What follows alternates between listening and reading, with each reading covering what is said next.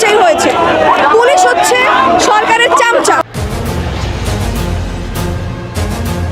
এবার কোটা সংস্কার আন্দোলনে দেখা গিয়েছেন ছোট পর্দার জনপ্রিয় অভিনেত্রী আরোহী মিমকে। দেখতে পাওয়া যায় তার হাতে ছোট্ট একটি ব্যানার, সেখানে লেখা ছিল দাবি একটাই, এই সরকারের পদত্যাগ চাই। এই ব্যাপারে আরোহী মিমকে জিজ্ঞাসা করলে তিনি বলেন, প্লেকার্ডটা দেখতে চাই, আসলে কি লিখেছেন। আমার দাবি একটাই, এই সরকারের পদত্যাগ চাই। আসলে আজকে যে আমরা মিছিলে দাঁড়িয়েছি বা আমরা যে আন্দোলন নিয়ে দাঁড়িয়েছি, অপব্যবহার করতে হয় না। আজকে তার পদত্যাগের জন্য আমরা দাঁড়িয়েছি, কারণ যত হত্যাকাণ্ড হয়েছে, যত গণহত্যা হয়েছে, আমাদের ভাই বোনরা মরেছে, সবকিছু তার নির্দেশেই হয়েছে। পুলিশ হচ্ছে সরকারের চামচা। পুলিশকে সে যেভাবে নির্দেশ দিয়েছে, র্যাবকে সে যেভাবে নির্দেশ দিয়েছে, ছাত্রলীগকে সে যেভাবে নির্দেশ দিয়েছে, তারা তাদের মতোই কাজ করেছে। সরকারের কারণেই এসব হয়েছে। এই সরকার আমরা চাই না। আমি যদি ভয় পেতাম তাহলে এখানে এসে দাঁড়াতাম না। আমি জানি না আমার কি হবে, কারণ আমরা তো এখনো স্বাধীন না। আসলে যদি আমাদের এই সরকার পদত্যাগ করে তাহলেই আমরা আসলে স্বাধীন নাগরিক হতে পারবো। জানি না কোন বিবেকে হচ্ছে গিয়ে পুলিশগুলো এভাবে গুলি করে আমাদের ভাই বোনদের মারছে। স্বাধীনতা এসেছিল 1971 সালে, সেটা শুধু শেখ পরিবারের জন্য, আমাদের জন্য না। কার কাছে বিচার দিব আসলে? সরকার যেখানে নিজেই মারার নির্দেশ দেয়, তার কাছে বিচার দিয়ে তো লাভ নাই। সে কখনো সঠিক বিচার করবে না। যাদের বিবেক বোধ আছে তারা কখনো এসব মেনে নিতে পারবে না। তাই আমি আজকে রাজপথে আসছি।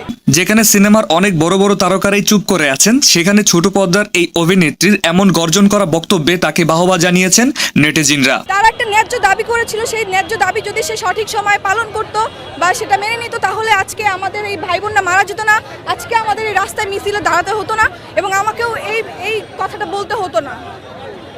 সরকার তার ক্ষমতা সঠিকভাবে ব্যবহার করতে পারে নাই। আমরা এরকম কোনো সরকার চাই না যে হচ্ছে আমাদেরকে এভাবে মারার নির্দেশ দিবে। আমরা এরকম কোনো সরকার চাই না। আমরা এখনো কোনো স্বাধীন নাগরিক না। স্বাধীনতা এসেছিল 1971 সালে, সেটা শুধু শেখ পরিবারের জন্য, আমাদের জন্য না। আমরা এখনো বাক স্বাধীনতা পাইনি। আমরা এখন সঠিকভাবে কথা বলতে পারি না। অবশ্যই যতদিন না পর্যন্ত সরকার পদত্যাগ করবে, ততদিন পর্যন্ত আমরা এই আন্দোলন চালিয়ে যাব। আমার দাবি একটাই, আমি সরকার পদত্যাগ চাই। আমি কোনো 9 দফা দাবিও কোনো বিচার চাই না। আমি কার কাছে বিচার দিব আসলে? সরকার যেখানে নিজেই মারার নির্দেশ দেয়, তার কাছে বিচার দিয়ে তো লাভ নাই।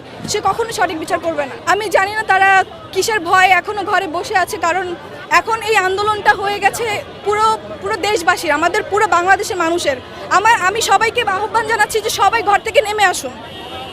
কার ভয় কিসের জন্য বসে থাকবে না? আমরা যদি না নামি, সবাই মিলে প্রতিবাদ না করি, আমরা কখনোই আর স্বাধীনতা পাবো না। আমরা কখনোই আর বাক স্বাধীনতা পাবো না। আমরা কখনো এই দেশে সঠিকভাবে বাঁচতে পারবো না। কোন ভয় কিসের ভয় বসে আছে আমি জানি না। আমি আসলে আমি কোনো দল করি না, আমি কোনো কিছুর মধ্যে নাই, আমি কোনো রাজনীতিক কোনো কিছুর মধ্যেই নাই। আমি একজন সাধারণ স্টুডেন্ট এবং আমি একজন ক্ষুদ্র আর্টিস্ট। আমি যেটাকে অন্যায় মনে করি সেই অন্যায়ের প্রতিবাদ করতে আসছি। আমি কোনো দলের পক্ষ নিয়ে কথা বলতে আসি নাই।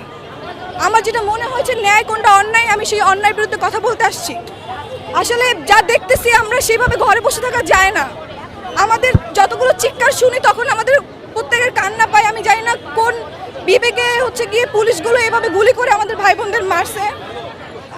আমরা নিজেরা যাদের বিবেক বোধ আছে, তারা কখনো এসব মেনে নিতে পারবে না। তাই আমি আজকে রাজপথে আসছি। সাধারণ মানুষকে আমি এটাই বলবো যে আজকে না আমার সময় হয়ে গেছে। কোনো কিছুর ভয় পাবেন না, কোনো কিছুর ভয় পাওয়ার দরকার নেই। আপনারা সবাই আসুন। আমরা যদি সবাই নামি, তাহলে আমরা আবার নতুন করে একটা স্বাধীনতা পাবো।